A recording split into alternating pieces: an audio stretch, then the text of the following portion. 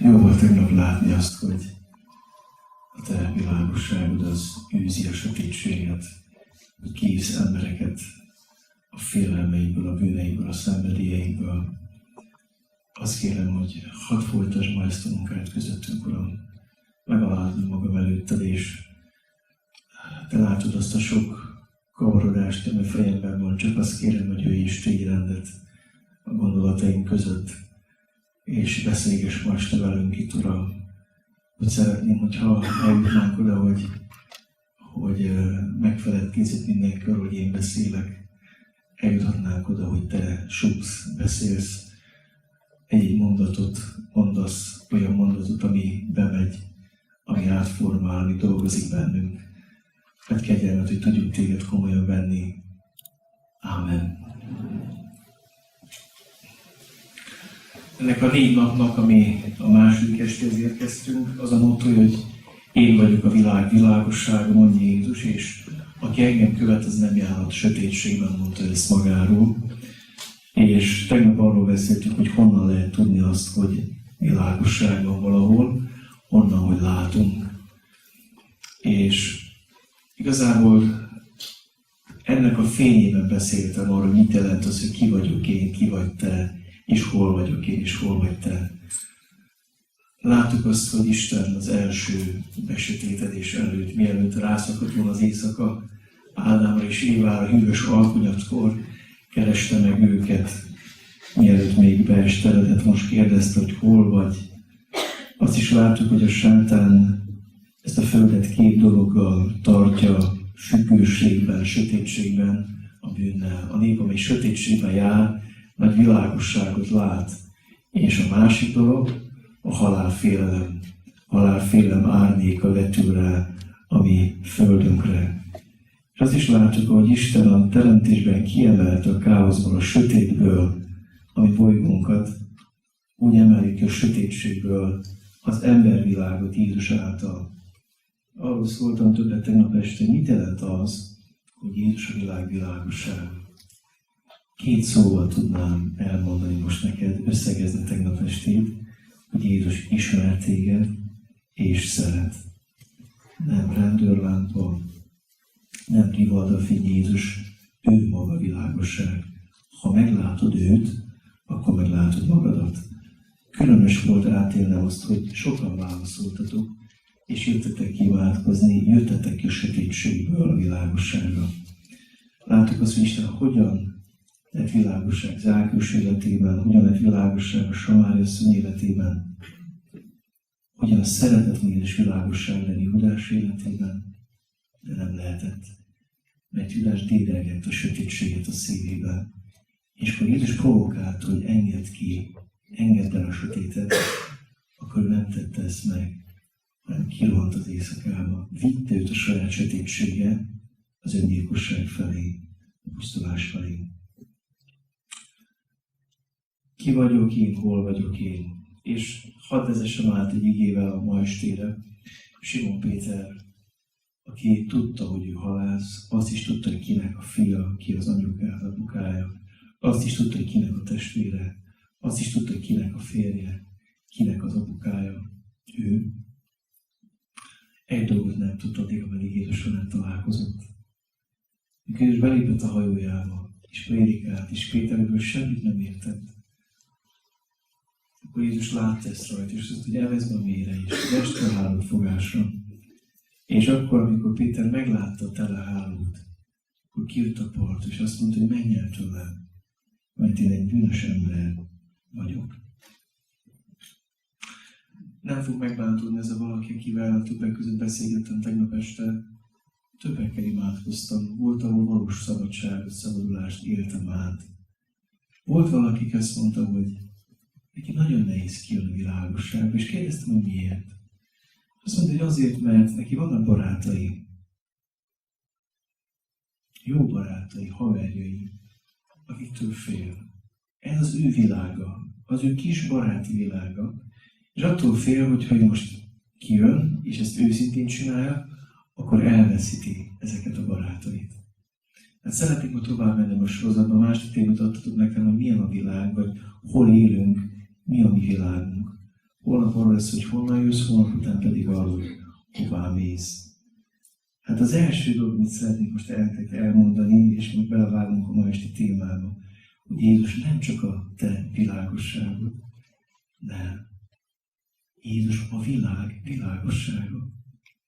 Úgy szeretném annak a fiúnak, nem tudom, hogy itt van-e, akivel tegnap imádkoztam, hogy ha félsz a barátaitól, jegyezd meg, hogy Jézus nem csak a te világosságod, hanem az ő világosságuk is. Jézus a világ világossága. Nem csak a tied, nem csak a keresztjének világossága, hanem a szűk környezetedé, a tál környezetedé, az egész világé. Az a nehéz, hogy amikor kijössz a sötétségből a világosságra, akkor te változol meg, és nem a környezeted. És lehet, hogy ma inkább tanítás jelleg lesz a szolgálatodnak, de lesz benne evangélium is, hogy ez egy nagy változás, benne történt változás, nem a te környezetedben. És amikor Jézus világosságába lépsz, akkor nem csak magadat látod, hanem a környezetedet is.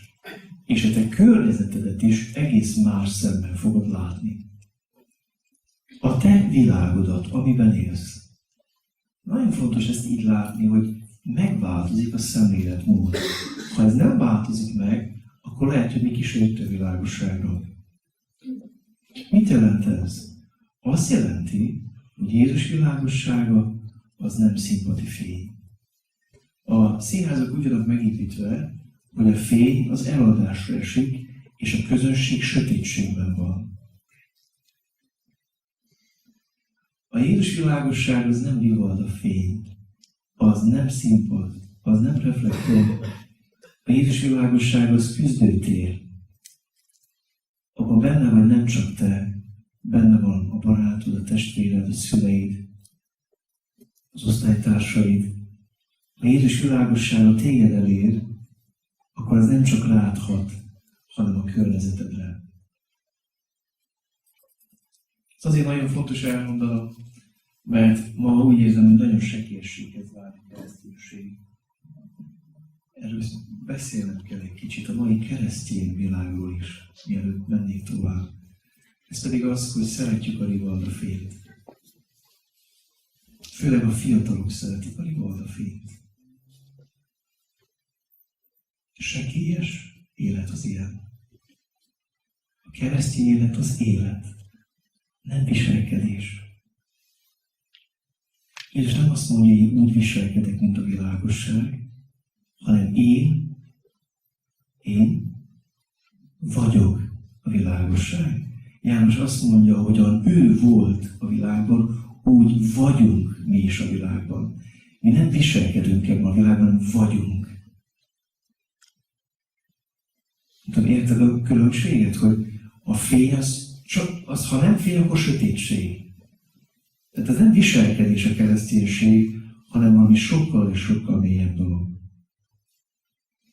Azért látom ezt fontosnak elmondani, mert a gyülekezeti szolgálatokban is nagy a lelkesedés a rivalda fény felé.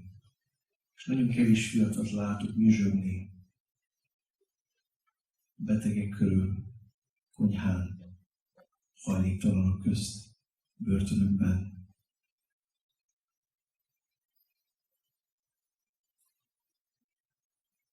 Az még nem nagyon látszik. A világosság a sötétségben fénylít, és a sötétségben ragyog. 3 területre osztanám ma, sokkal többre lehet osztani, de 3 világról szeretnék ma szólni. Érdekes ez a világ szó, egy összegző szó. Ha valamit összegezni akarunk, akkor azt mondjuk, hogy világ. Színek világa, hangok világa, művészetek világa, emberek világa. Érdekes ez, hogy mi így szoktuk használni. Az elsőről szeretnék ma este szólni nektek, az a teremtett világ, amire Isten, amikor megteremtett, azt mondta, hogy jó. Azt mondta, hogy jó. Az a teremtett világ, amivel helyezett téged. A római levélben van egy ige, ami erről beszél, az elején, lapozzatok urat, jobb a Bibliátok. A római levél első részében azt olvasom, a 19. versről. Mert ami megismerhető az Istenből, az nyilvánvaló előttük, mivel Isten nyilvánvalóan tette számukra. Ami ugyanis nem látható belőle, az ő örök hatalma és istensége, az világ teremtésétől fogva alkotásainak értelmes vizsgálata révén meglátható. Ennél fogva nincs mentségük, hiszen megismerték Istent, mégsem dicsőítették vagy áldották Istenként, hanem hiávalóságukra jutottak gondolkodásukban, és értetlen szívük elsötétedett. Akik azt állították magukról, hogy bölcsek, azok bolondá lettek, és a halhatató Isten dicsőségét felcserélték emberek, madarak, néllábok és csúszómászók képével. Ezért kiszolgáltat őket az Isten szívük vágyai által a tisztátalanságnak, hogy meggyalázzák egymás testét. Akik az Isten igazságot hazugsággal cserélték fel, azok a teremtményt imádták és szolgálták, a teremtő helyet, aki áldott mindörökké. Ezért Isten gyalázatos szenvedélyeknek szolgáltatta ki őket, mint ahogy azt mondjuk felcserélték a természetes érinkezést a természeteleléssel, ugyan a férfiak is elhagyták a nőnemmel való természetes érinkezést, és egymás iránt gerjedtek fel kívánságukba. 28-as vers. És mert nem méltatták Istent arra, hogy megtartsák ismeretükben, Isten kiszolgáltat őket az erkölcsi életre képtelen gondolkodásnak, hogy azt tegyék, ami nem illik. Ezért tele vannak mindenféle hamissággal, gonoszsággal, kadzsisággal, viszálykodással, álnoksággal, rossz indulattal, besugók, rágalmazók, istengyűlölők, gőgösek, dicsekvők, találékonyak a rosszban, szüleiknek engedetlenek, kíméletlenek, szószegők, szeretetlenek és irgalmatlanok. Hú, hát ez egy nagyon nehéz szakasz, amit olvastam most. Nem is gondoltam, hogyha nem helyesen viszonyulok a teremtett világhoz, akkor milyen borzalmas dolgok lehetnek és származhatnak. Akár a makro, akár a mikrovilágot vizsgáljuk, azt mondjuk, hogy félelmetesen csodálatos, félelmetesen nagy. Nem tudom, csináltad, hogy nyáron kifeküdtél éjszaka a hegyben, csak azért, hogy nézd a csillagokat. Én néha meg szoktam ezt csinálni, és egy idő után nagyon fura érzésem, mint hogy jönne felém a mindenség. És akkor beleremegek abba, hogy óriás ez a világ. Kis porszem, ami földünk benne. És abba ki vagyok én, és mi vagyok én, hogy törődik velem az Isten.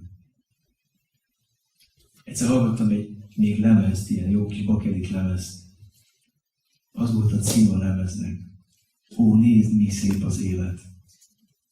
Utána döbbentem meg, amikor olvastam azt, hogy a Budapesti Vakok Egyesületének a kórusa énekli ezt az éneket. És mielőtt cinikusan mosolyognál, szeretném elmondani, hogy a vakok is látnak. Ja, többet, mint én, és többet, mint te. Ők is látnak. Ők is fel tudják fogni az élet szépségét. Ó, nézd, mi szép az élet, te látsz. Figyeld! Tudod, miért kell figyelni a teremtett világon? Mert tanít. Mert elvezet a Teremtőhöz. Mi nem a természet imádói vagyunk, hanem a természet csodálói. A természet elvezetett a Teremtőhöz. Akár a makro, akár a mikrovilágot vizsgálod. Súgja neked, hogy adásban van a teremtett világ. Talán hallottátok tőlem, Jó Sándor mondta ezt. A tudomány és a Biblia az kompatibilis. A tudomány a tévé műszaki leírása, a Biblia a tévé újság. Mind a kettő tévéről szól. Az egyik arról, hogy mi van benne szerkezetileg, a másik pedig arról, hogy mit sugároz, mit közvetít. Isten szól a teremtett világon hozzá. És el kell mondjam nektek, hogy van egy nagyon nagy bajunk nekünk embereknek, hogy mi nagyon sokat csodáljuk a mi alkotásainkat. Ebben a teremben, hogyha most szétnézel, látsz valamit Isten teremtett világából? Ezt Isten teremtette? Nem. Ezt Isten teremtette? Ezt Isten teremtette? De mégis itt van Isten. Mert beletekint összedételek, nem? Van belőlük néhány darab. De van egy bajunk, mi műanyag világban mozgunk. És ha nem akartok plázakandorok és plázaticák lenni, akkor nagyon-nagyon fontos csodálni Isten teremtett világát. Nem tudom, mennyi időt szánsz erre. Elmész a plázába, berak egy szerencsétlen fát. A fát is beviszik oda. Szökőkútat csinálnak, mindent csinálnak ma az emberek, de azt nem Isten csinált. Nem tudom, sátoroztam a vízesés mellett. Nem tudom, hogy ültél már köven, tenger vagy óceánpart mellett, és érezted, hogy az óceán moraja átmossa a lelked és elringat, és szinte belahozsz. Én egyszer átéltem, ez különös élmény volt. Nem tudom, hogy milyen érzés neked erdőben őszi avarban gyalogolni, amikor a természet azt mondja, hogy elmúlás van. Néhány hete eljöttünk a bátyámhoz Belényesbe, és kimentünk a Mézgeti völgybe a gyerekeinkkel néhány órára. Nem tudom, mi történt a gyerekeink, csak azt láttam, hogy kiszálltunk az autóból, és kicserélték őket. Találtuk 2 sziklát, és ők ott elszórakoztak. Ez az én házam, az a te házad, szomszédok vagyunk, gyere átvenni, megyünk át hozzá, raktunk egy tüzet. Nem kellett nekik semmi. Semmi emberi kéz. Totálisan jól érezték magukat. Simogatta a lelkemet az a hely. Nem tudtam vele betelni. Ott maradtunk egész sötétedésig. Raktunk én egy tüzet, és ott maradtunk egész addig, hogy teljesen sötét lett. Rendkívül éreztem magam. Mert a teremtett világ súg, adásban van. Azt súgja neked, hogy Isten az alkotó, a teremtő. Tapasztaltál már ilyet? Ma embere nagyon meg van részegedve képernyőtől, a tévé kék fényétől, a filmektől, a műanyag világtól. Szállj időt, nem természetimádóra lenni, természetcsodálónak. A teremtén imádójának lenni. Pál azt mondja, hogy aki ezt teszi, az találkozhat Istennel. Viszont aki nem jut el Istenhez, és nem tesz Istent a helyére, annak az élete be fog népesedni bálványokkal. Annak az élete meg fog sötétedni. Ha nem szánsz időt, hogy a lelkedet átmossa Isten teremtésének a hatalma, szeretet ereje, ha csak azt csodálod, hogy az ember csinál, ezt is kell, akkor úgy jársz, mint az ember, aki fordítva tartja a messzilátót. A mai keresztény legnyugolyája, hogy Isten fordított messzilátóval nézi. Csináltál már ilyet? Van messzilátó? Nem az a színházi, hanem az a... Próbáld egyszer fordítva tartani. Ha most itt lenne egy olyan, akkor a Peti felkora lenne benne, mint egy gombos tűfej, pedig nem akkora áll Istennek. És ő viszont azt látná, hogy benne van egy ekkora szem. Ő ezt látná, az jól lenne. Én azt látnám, hogy milyen picike. Hadd nektek, hogy a racionális teológia és amikor a keresztények a másik oldalra estek, akkor megfordították a messzilátót, és mai keresztény Istene nagyon-nagyon pici. És ízötös nagy az ember. Meg kell fordítani. Időt kell szállni. Dávid is csinálta ezt. És a 8. Zsoltárban azt mondta, ó Urunk, mi felséges te neved az egész földön. Ha nézem a csillagokat, az egek alkotását, ha beleremegek a mindenségbe, akkor azt mondom, micsoda az ember, hogy törődsz vele, hogy gondolsz rá. A természet azt is üzeni neked, hogy véges. Ez a világ szép és csodálatos, de nem lesz örökké. Valamerre tart, valahonnan jön, és valamerre tart. A másik, amit üzen a természet, hogy mi nem a tulajdonosai vagyunk ennek, hanem utazók vagyunk. Sokan hallottátok ezt az idézetet, hogy a ma generációja bérli a Földet a jövő generációjától. Milyen nevetséges az ember, azt hisz, hogy az övé. Tényleg a tiéd? Tényleg. Valójában volt egy gusztustalan temetés, ha szabad ilyet mondani. Egy ilyen nagy mafiózó embert temettek, és akkor felvonultatták az összes ilyen méregdrága kocsiját, utána még a kamionjait, és valami észbrontó volt. Vitték elő a hullát, utána jött a vagyona. De azt nem temették utána, értitek? Az itt marad. Az itt, hogy az övé. Azt mondtam, Istenem, hogy lehet, hogy valaki még halál is a rongyát rázza? Hogy lehet ilyen őrült és idiót az ember, hogy még akkor is ezt meghagyta a végrendeletben? Mire kellett ezt csinálni? Mire jó ez? Ma a rongyrázók világa megy. Ugye a világban élünk, az ember nagyon el van telve magával, meg van szédülve magától. Olyan fontos, hogy lásd a teremtett világot. Utazó vagy, nem a tulajdonunk. Nem. A munkahelyes a tiéd csak egy ideig. A pénzed, a házad, az autód. Úgy fáj, mikor látom, hogy keresztények meghatódnak ettől. Fáj, mikor látom, hogy keresztények ironikusak és nagyképűek és pökkendiek, mert megváltoztatja őket az, amiük van. Így eljutunk arra, hogy ez mit jelent. Ez egy fájdalmas dolog. Hadd menjek tovább, és beszéljek nektek arról, hogy a Biblia beszél egy másik világról, ez pedig az embervilág. Erről már láttunk itt egy igeverset kivetítve. Úgy szerette Isten ezt a világot, hogy az egyszülött fiát adta. Jézus miattam, helyettem, és értem halt meg a keresztfán. Érted? Miattad, helyetted, és érted. Nem a macskákért, nem a kutyákért, nem a delfinekért, nem a veszélyeztetett fajokért, emberekért hal meg Jézus. Emberekért adta életét Isten. Emberekért büntette meg Isten önmagában a bűnt. És ez nagyon fontos így látni, hogy Isten nagyon-nagyon szeret az embert. És ezt ma helyre kell tedd a szívedben.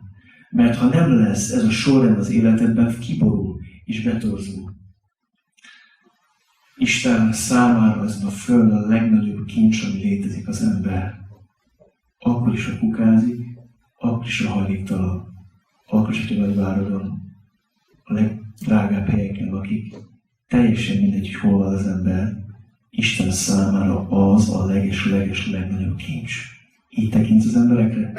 Kecskeméten van a Gondrádió, és van egy üzleti szövetségük a Kutyavédő Egyesülettel, és olyan szomorúan hallom, hogy mindig mondják, ebbe az utcában egy kóbor kutyát találtunk, örökbe lehet fogadni. Ott találtunk egy kutyát, örökbe lehet fogadni. És tudjátok, soha nem hangzik el, hogy az állomás környékén ma 3 hajléktalan. Lehet nekik vinni enni, lehet vinni nekik ruhát, meg lehet őket keresni. Értitek, hogy merre tart ez a mai világ? Isten az embervilágot oly nagyon szereti. És itt jön be a másik ége, és efelé megyünk ma. Tegnap azt mondtam, Jézust idéztem, én vagyok a világ világossága. Aki engem követ, nem jár a sötétségben. Most szeretnék tovább menni és mondani azt, amit ő mondott, nem csak magáról, nekünk. Ti vagytok a föld sója. Ha só megízetlenül, mivel lehet az ízét visszaadni nem nyomásra, eldobják, eltapossák. Ti vagytok a világ világossága. Lámpát sem azért gyújtják, hogy gyertya vék alá tegyék, hanem hogy lámpot tart, hogy világítson. Úgy ragyogjon a ti világosságotok, hogy lássák az emberek a jó cselekedeteket, és dicsőítsék a ti mennyi atyátokat. Isten azt mondja, hogy szeretne téged világosságát tenni. Tehát megyünk előre. Az ember világnak szükség van arra a világosságra, ami belőled árad. A só és a világosság hat. Nem meghat, hat. Mi szeretjük az embereket meghatni. Mi szeretünk jó benyomást tenni. Mi mesterei vannak annak, hogy csomagoljuk magunkat. Az egész divat és öltözködés arról, hogy lehetne előnyösen csomagolnom magam. Hogyan lehetne eladnom magam. Nem meghatni jött Isten bennünket, hanem megmenteni. Arra van szükség, hogy só és világosság légy.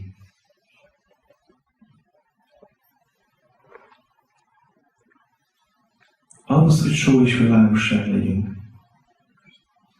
az meg kell törni az, ami tegnap megtörtént többek életében. Ma is hívlak meg benneteket ki a sötétség a világosságra, de meg kell annak is történnie, hogy Isten oda tegyen téged, ahol vagy. Egyébként is ott vagy, csak ma szeretnéd vele tudatosítani. Jobb esetben van édesapád, nem? Meg van édesanyád. Ha pedig már nincs, akkor emlékezz szeretettel, tisztelettel rájuk. Jobb esetben vannak testvéreid. Jobb esetben valamikor lesz férjed, egy feleséged, lesznek gyermekeid, lesz egy világod, a te mikrovilágod, a családod sarokon, ahol Isten helyez. Tehet téged oda Isten? Nyáron velünk táborozott egy fiú, Párenkhegységben. Nagyon mélyről mentett őt meg az Isten. Az apukája alkoholista volt, elvált az anyukától, ott hagyt őket. Aztán olyan súlyos beteg lett, hogy az apukája bekerült intézetbe. Rengeteget szenvedtek az apja miatt. Eszembe jut most a tegnapi bizonyságtevés. Az apukának olyan betegsége volt, hogy intézetben gondozzák. Ez a fiú az anyukájával él. Kábítószerezett 2 évig, előtte volt egy adóssága, aztán kereskedett kábítószer, és az adósságot ledolgozza, mert uzsora adósság volt, és megemelkedett duplájára 4 millió. Aztán durva dolgok történtek az életében ennek a fiúnak, és Isten megmentette ezt a fiút, megtért. És eljött hozzám a múlt héten, hogy elmondja, hogy tiszta lappal vagyok végre. Megmentett az Isten, túl vagyok a tárgyalásokon. Elengedtek, figyelmeztettek. És hogy járna velünk hova? Többek között szó volt a családról. És a fiú tett egy fogadalmat Istennek. Azt a fogadalmat tette, hogy az első úgy, hogyha hazamegy Kiskolnasra, megkeresi az édesapját az intézetben. Az apukája sokat verte, sokat szenvedett tőle, és kérdezte, hogy mit tegyem, mondta, menj el hozzá. És megkereste ezt a fiú, az apukáját, mint szellemi fogyatékos ebben az intézetben. Alig emlékezett rá az apja. És ez megy minden hétről hétre, megy és látogatja az édesapját, és segít neki. Asztalosként dolgozik itt telepen, ahol kapott egy kis lakást, hogy meghúzhatja magát. Minden héten kihozza a szellemi fogyatékos édesapját erre a telepre. És minden kisgyereket ad neki munkát, és segít őt dolgozni. És azt mondta nekem, hogy eldöntöttem azt, hogy bármilyen is nehéz lesz, de addig fogom ezt a kapcsolatot építeni apámmal, míg eljut egy olyan szintre, ami kapcsolatunk, hogy el tudom neki mondani az evangéliumot. Ti vagytok a föld sója. Ti vagytok a világ világossága. Így gondolkozol magadról? Ki vagy te a családodban? Te vagy először, aki megtértél? Világosság vagy ott, ahol vagy. Oda tesz Isten. Az egyik szomorúságom az, hogy ma a kereszténység nagyon-nagyon elefántcsontorúban van. Nem tudom, hogy itt hogy van. Azt tudom, hogy Magyarország az egyháziskolák nagy része elitiskola. Elit családok elit gyerekét képezi. De most nemrég találkoztam egy görögkatolikus pappal, kapaszkodj, még nem baptista. És az egyik városban volt egy cigányiskola, be akarták zárni. Mert ugye be kell őket olvasztani több iskolába. Azt mondta a görögkatolikus püspök, hogy ezt az iskolát akarjuk. Az összes gyerekével együtt. És nem elit gyerekeket képezünk, és nem elit szülők gyerekeit, hanem a társadalom elesettjét és szegényeit. Mikor jut el ide a kereszténység? Kell az elitet is képezni, félét és ne essék. De mikor jut el oda, hogy oda nyúljon, ahol fáj? Hogy oda menjen, ahol Jézus jár. Olyan tökéletes az advent igékben az, hogy Jézus azt mondja, hogy elment a ház, uraik maradtak a szolgák, hiányzik az Isten jelenléte. De ott a sorozatban Philip Jensi figyelmet erre az utolsó példát arról, hogy itt voltam, csak nem vettetek észre. Mert éreztem is, nem adtatok, szomjaztam is, én nem adtatok, mezítelen voltam is, meglátogattatok. Ki kell lépni az elefántcsontornyunkból. Hagyni kell, hogy a sónak kell, ahol van. Nem sóválvány vagy, só. És sokszor szeretnénk is só-buddha szobrok lenni. A polcon csodálnak minket, simogasnak, jaj, de aranyos, jó kis, ilyen. Trendi keresztjének. Ott vagy a helyeden? A családodban ott vagy a helyeden? A baráti körödben, az iskolában, az osztálytársaid között ott vagy a helyeden? Sóként, világosságként. Na jó lenne ezt megérteni ma, hogy oda tesz az Isten. A szomszédodban. Nemrég nálam volt a Géza bácsi gyülekezet, és elmondta azt, amikor Budafokon építkeztek. Hát, mit adott az élet? Ez régi rendszer, a szomszédja egy börtönigazgató volt kommunista időben. Hát a kommunisták tudjátok, hogy kommunista börtönigazgatót tartanak. És mellé kell a kis baptista prédikátor, ugye a kommunista börtönigazgató mellé, és hát ott minden baj volt. A kert végébe vittek valami törmeléket. Ide ne rakja a szeletét, én nem fogom nézni. Szokták magukat, hívtak kamion, elvitték. Gyerekeknek kutya kellett, nagyon kellett a kutya. Vettek egy kutya. Én nem fogom hallgatni a kutyaugatást! Sírtak a gyerekek, túladtak a kutyát.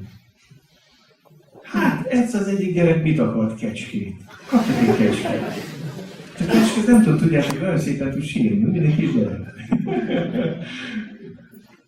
Még a kecskét, és nem, soha nem vágtak vissza, csak szépen tették a dolgokat. Géza bácsi mondta, hogy évek teltek el, és egyszer teljesen legyökerezett a szószéken, azt látja, hogy börtönigazgató benn van az Isten tiszteleten.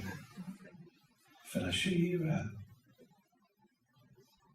Hát, ahogy elámult, még oda is mert köszöntsék, mondja, látom, nagyon csodálkozik, hogy a börtönigazgató, nagyon el van csodálkozva. Hát azt mondja, nagyon. És akkor megkérdezte, hogy mi van. És aztán elmondta, hogy súlyos beteg lett. És a kórházban volt egy keresztyén ápolónő, aki azt kérdezte, hogy imádkozhatok-e önért. Műtét előtt imádkozott, és az ember meggyógyult. Megtért ő is, megtért a felesége is. Ma ezeknek az emberek az unokái a rózsatekerti gyülekezetben dicsőítésvezetők. Mert valaki szomszédként só és világosság volt. Ti vagytok a föld sója, ti vagytok a világ világossága. Elhív bennünket az Isten. Szeretnék, de jó, de van. Azt hittem majd, ti megtértetek az időmérésből. Jelenvaló világban éltek, ti is, mint én is, ugye? És szeretnék egy igét olvasni 2 helyről. Ha van Bibliátok, lapozzatok oda. Ez lesz az utolsó gondolat, megmutatok benneteket a ma este. Efézusi levélből, az 5. részből. Olyan fontos az ige ma. Hiszem, hogy ez a legfontosabb a ma esti üzenetből. Hadd mondjam azt nektek, hogy a Biblia beszél 3. világról. Teremtett világ, az embervilág. És van egy olyan világfogalom a Bibliának, ami az Isten, az élet és az ember ellenes erők, démoni erők összességét jeleníti meg. Hadd mondjam nektek, hogy ez megjelenik mindenben. Mint hogy Isten is megjelenik mindenben, zenében, festvészetben, művészetben.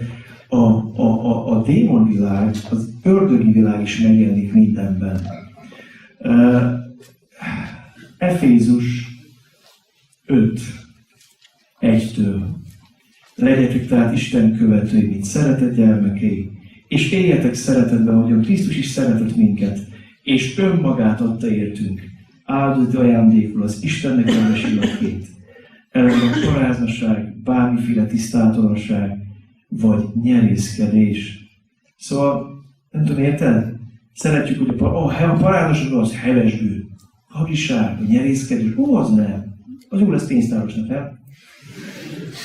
Hol fog majd válni gyülekezet pénzével? Azt mondja az ige, nyerészkedés még szóba se kerül közöttetek, ahogy a szentekhez méltó.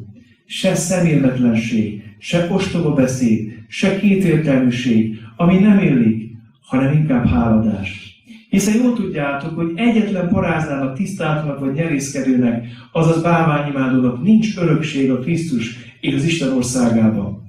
Senki meg ne téveszten titeket üres beszédével, hiszen éppen ezekért sújtja Isten haragja az engedetleneket. Ne vegyetek tehát részt ezekben. Úgy szeretném most azokat megszólítani, akik hívők vagytok. Figyelj meg, mit mond Pál tovább. Mert egykor sötétség voltatok, most azonban világosság vagytok az Úrban. Éljetek úgy, mint a világosság gyermekei. A világosság gyümölcse ugyanis csupa jóság, igazság és egyenesség. Ítéljétek meg tehát, mi kedves az Úrnak, és ne vegyetek részt a sötétség haszontalan cselekedeteiben, hanem inkább levelezzétek le ezeket. És azt mondja, mert amiket titokban tesznek, azokról még beszélni szégyen. De mindaz, figyeld meg, amit a világosság leleplez, nyilvánvalóvá lesz. Mert minden, ami nyilvánvalóvá lett, az világos.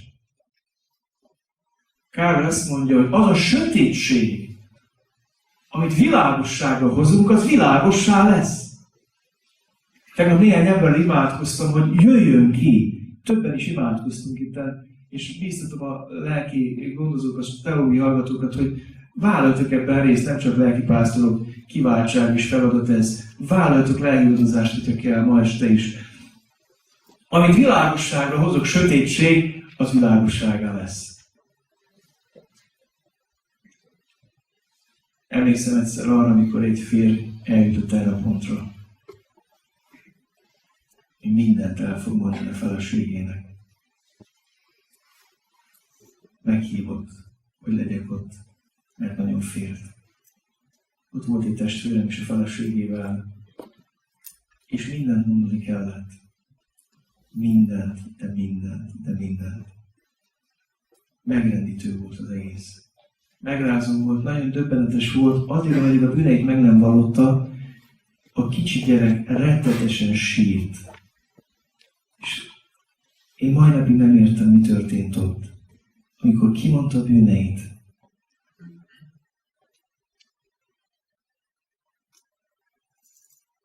mindegytől egyig. Nehéz volt végignézni a feleség állapotát ez idő alatt. Amikor ezt letette, akkor mi történt? A gyerek nem sírt tovább. Teljesen megnyugodott. És jöttünk el barátommal, mondtam, észrevetted, hogy a gyerek mennyire zaklatott volt végig, amikor megérkeztek. És akkor kijött az ember a világosságra, és letett mindent. A gyerek megnyugodott. Láttad? És ezt az igét olvastuk ott akkor azon a délelőttön, hogy mindaz, ami világosságra jön, az világos lesz. Nem kell rejtegetni, cipelni, rejtőzködni. Az áldozság megmenekült. A vállás szakadékának a széléről megmenekült. Valátok egykor sötétség, ez voltatok, de most világosság vagytok az Úrban. Ezek vagyunk mi? És utolsó ige, János leveléből, jól ismert ige. Első levél, második rész, 15. vers. Ne szeressétek a világot, se azt, ami a világban van. Ha valaki szereti a világot, akkor nincs meg az a ti szeretete. Mert mindaz, ami a világban van, a test kívánsága, a szem kívánsága, és az élettel való kérkedés nem az atyától, hanem a világtól van. A világ pedig elmúlik, és ennek kívánsága is. De aki az Isten akaratát cselekszi, megmarad örökre.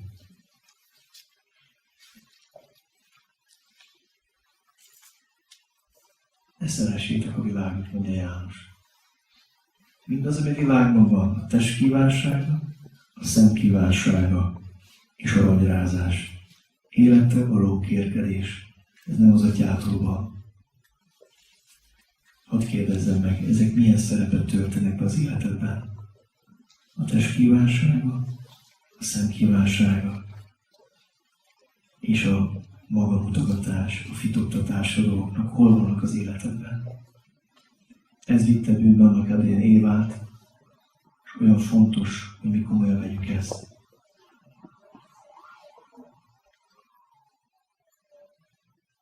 Szeretnélek ma hívni benneteket, ugyanúgy világosságra. Aztán szeretnék benneteket hívni arra, hogy legyetek só és világosság. Egy éneket fogunk meghallgatni, lehet, hogy együtt is fogunk énekelni, és majd utána imádkozni fogunk. Azt mondja az Úr Jézus, a test lámpás a szem. Ezért, ha a szemed tiszta, az egész tested világos lesz. Ha pedig a szemed gonosz, az egész tested sötét lesz. Ha tehát a benned levő világosság sötétség, milyen nagy akkor a sötétség. Nem tudom, hányan vagytok itt ma olyanok, akik valamikor elindultatok az Úr Jézussal, de megsötétedett az életetek. Igaz rátok, amit Pál mond, hogy valamikor világossággá lettetek, voltatok egykor sötétség, de most világosság vagytok. De van, hogy megsötétedik az ember, és erről vesz az ige, hogy meg lehet sötétedni. Ha só megízetlen, akkor eltapossák. A világ tudja jobban csinálni a dolgait, mint hogy te tudnád. Nem tőled várja, hogy szórakoztass, mert úgyse tudod úgy csinálni, hogy ők. És akkor eltapos téged. Nem tudom, hányan vagytok itt ma este olyanok, akik hívőként indultatok el, és úgy érzitek, hogy most meg van sötétedve az életetek. Talán úgy vagytok, mint Péter, féltetek, és megtagadtátok Jézust. Többször is, több ízben is nem mertétek fölvállalni az ő világosságát. És nem jöttek azok a gyümölcsök, amiről beszéltem itt az ige hirdetésben. Isten ismer és szeret. Lehet, hogy sokatok számára a kereszténység már csak egy ilyen divati hullám. Ilyen valami, ami betölt valamit, de nem a teljességet. Simon Péter ebben a félszegségében találkozott Jézussal. És Jézus azt kérdezte, Simon Jóna fia, szeretsz engem? És ezt mondom azt, hogy ne szeressétek a világot, se azt, ami a világban van. Mert aki a világot szeret, abban nincs meg az Atya szeretete. Kizárja egymást. Nem tudom, hányan kerültetek ilyen démoni hatás alá, hogy nem tudjátok már Isten teljes szívből szeretni. Nem ő a legfontosabb a számotokra. Nem éheztek és szomjaztok rá.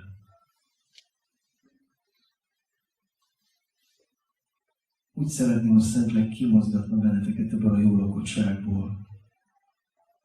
Ha oda tudnátok adni neki magatokat, és elhív most bennünket az Úr. Hadd hívjam a hívőket a világosságra, Isten Fia. Azt mondja ma neked és nekem, hogy aki engem követ, nem jár sötétségben.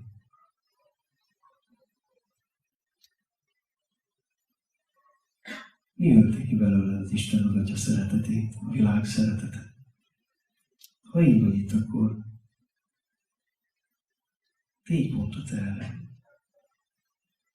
És azt kérem megint tőletek, hogy akit Isten hív, szóljon este, azutól álljon fel. Ha úgy érzed, hogy nem tudtál só és világosságban a családban,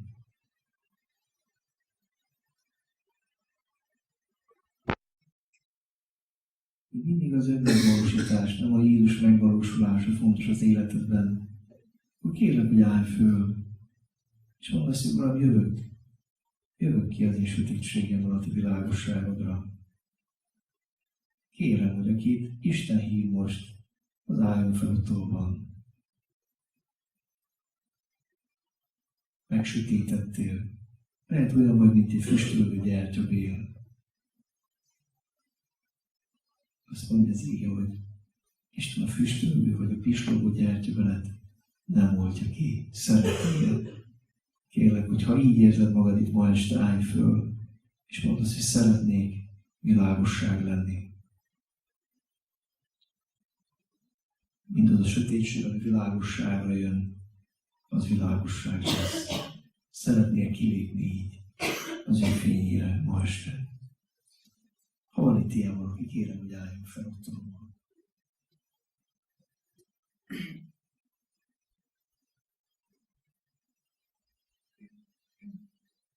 Nem tudom, hányan vagytok itt olyanok, akik nagyon-nagyon kicsinek látjátok Istent.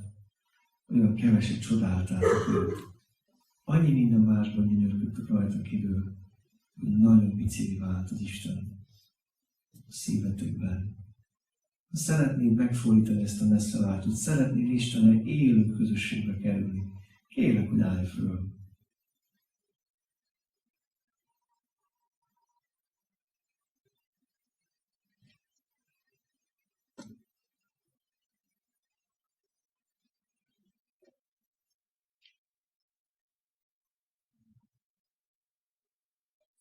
Nem tudom, hányan vagytok itt olyanok ma este, akik számára a kereszténység az érzelmek hajszolása.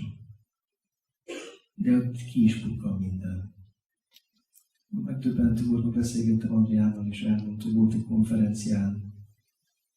Olyan nagy hívet tettek neki, hogy szeretlek Jézus, imádlak, ölellek, csodálak. Vége volt a koncertnek, és jött az ige. A csapatnak egy nagy része kiment a teremből. Úgy feltett a kérdés Andrián, hogy Uram, most hogy szeretnek téged, ha tégedet nem szereti? Hadd kérdezzem meg, te szereted Jézust, az ő beszédét, az ő szavát? Vagy csak szavakon merülk a kereszténységet? Tudom, hogy lehet Istenben szerelmes lenni, de hadd mondjam nektek, ma nagyon sok fiatal életének Isten ismerete kimerül szerelmes dolgban. Ha úgy vagy itt, hogy szeretnél vele igazán találkozni és őt követni, kérlek, hogy állj fel otthonban. Ha úgy érzed, hogy ezek az énekek hiteltelenek, amiket énekelsz Jézusnak, de csak ennyi, és nem több, akkor állj fel otthonban.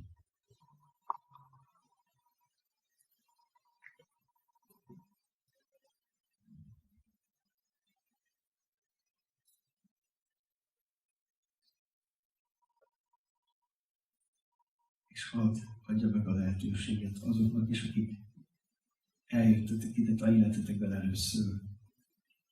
Hívd téged Jézus. Ismer és szeret. Hívd téged ki a bűn sötétségéből. Ma este is szeretném ezt a lehetőséget fölkínálni, hogyha valaki így van itt. Szeretné szabadulni a bűneitől. Szeretné odalépni az ő világosságába. Magadat is őt megismered, akkor állj fel, attól vagy.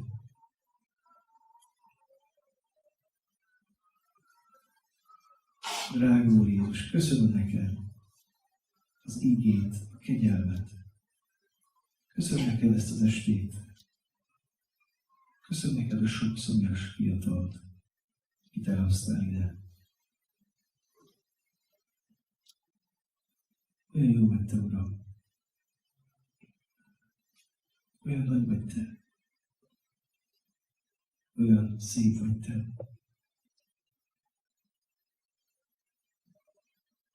És mégis olyan alázatos vagy te.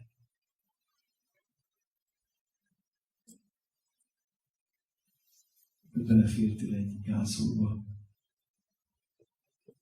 Hogy elfértél a kereszten. Értünk.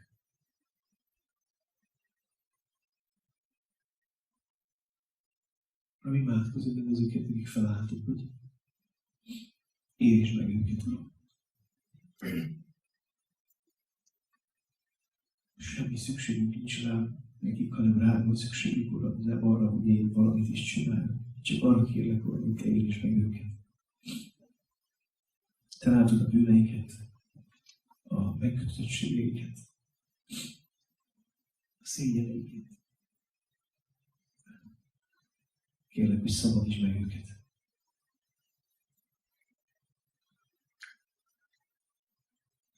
Kérlek, hogy ajándékozz meg őket igazi Isten iránti szomjúsággal, oltatottan szomjúsággal, ami viszi őket, vonzza őket, hajtja őket előre, mint a követésedben.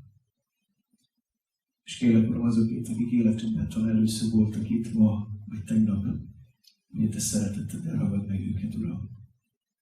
És kérlek, hogy folytasd ezt a munkát a szívekben, odahaza, a lelki gondozásban és a következő estéken.